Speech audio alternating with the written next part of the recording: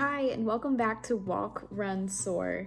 I'm starting to write what day it is in the book now, so I actually know it is day 19. Today's Wednesday. We're doing number 25 in the book called Friend and Forerunner.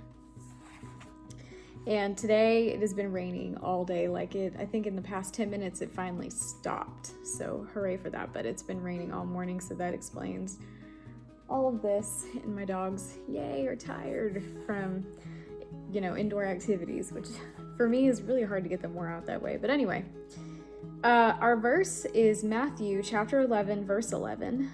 Truly I say to you, among those born of women there has arisen no one greater than John the Baptist, yet the one who is least in the kingdom of heaven is greater than he. So she starts off talking about Usain Bolt. I hope I'm saying his name right. And she was talking about how a lot of people call him the GOAT, or the greatest of all time. It looks like in 2016 at that Olympics, he snagged the triple, which means that he won the 100, 200, and 4x100 relay in 3 consecutive Olympic Games. And he's also an 11-time world champion. And he was quoted to CNN as saying, "I am trying to be one of the greatest, be among Muhammad Ali and Pele. I hope after these games I will be in that bracket." And then she goes on to talk about how, he wasn't satisfied with just a few gold medals. He had, the drive he wanted to be the greatest without a doubt. So then she talks about in the New Testament there was another greatest of all time, and his name was John the Baptist. The difference being between John the Baptist and Usain Bolt is John the Baptist wasn't trying to be the greatest, but he was, as the title would allude to, he was friend and forerunner to Jesus. He came before and told people of Jesus' coming. A forerunner is a person who runs ahead or precedes the coming of someone else important. It's like a sign or warning, a precursor of something great to come. In distance races, the person who leads and sets the pace for the first section of runners is informally called the rabbit. It doesn't say this, but I was thinking about why it's the rabbit, but I guess, there's a lot of times things chase rabbits, so that's why because the other people are, chasing it. So anyway, John the Baptist was forerunner to Jesus, and, his whole goal was to spread the word that Jesus was coming and to spread the good news. That was his goal. And he did it very well.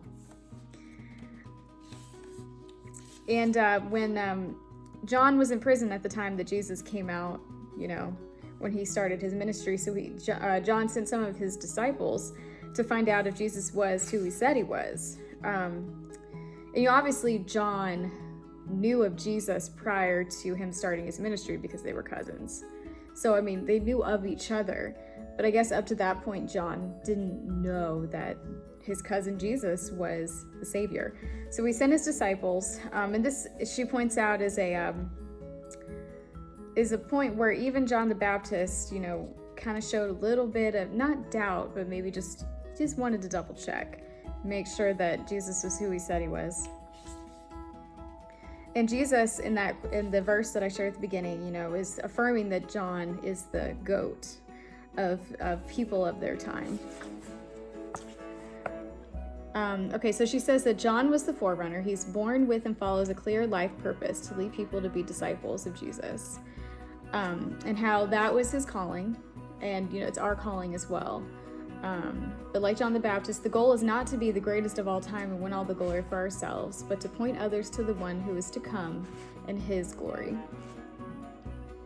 All right, so our faith step is to think about areas where we've been trying to strive for personal glory, and how we can shift that perspective to also use that same thing to point people to Jesus like John did. Our inspirational quote is by the 2016 Olympic high jump silver medalist with a name that I'm not going to try to pronounce. But he ruptured his ankle ligaments while attempting a world record. You can't go for a world record thinking, oh, I'm going to be careful, I'm only going 80%. That doesn't work. It's a world record for a reason.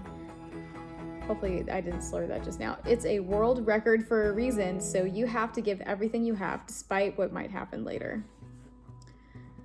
And our training note from Coach Sean is, before every run, you should identify the goal of the workout.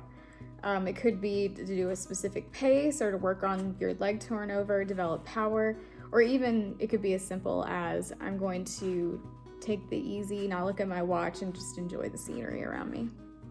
And then at the end of the workout, evaluate if you met your goal or not. So that's a good one. Hey, look at Sadie.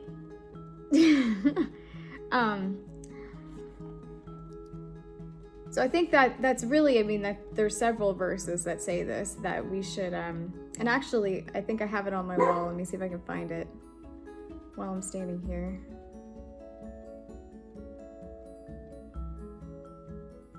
It's in 1 Corinthians, I think is what it says on my wall over here.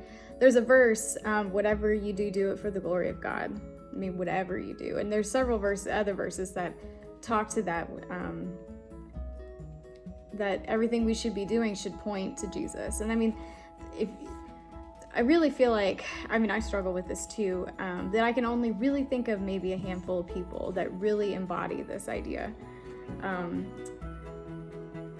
And just imagine what the world would be like if we who profess to believe all that actually lived it out in every moment of our lives. I mean, the world, I think, would be much, much brighter.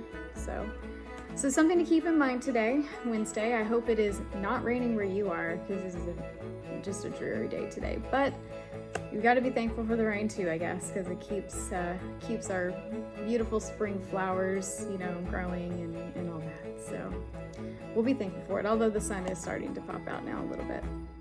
So I hope everyone's well, and I will see you tomorrow.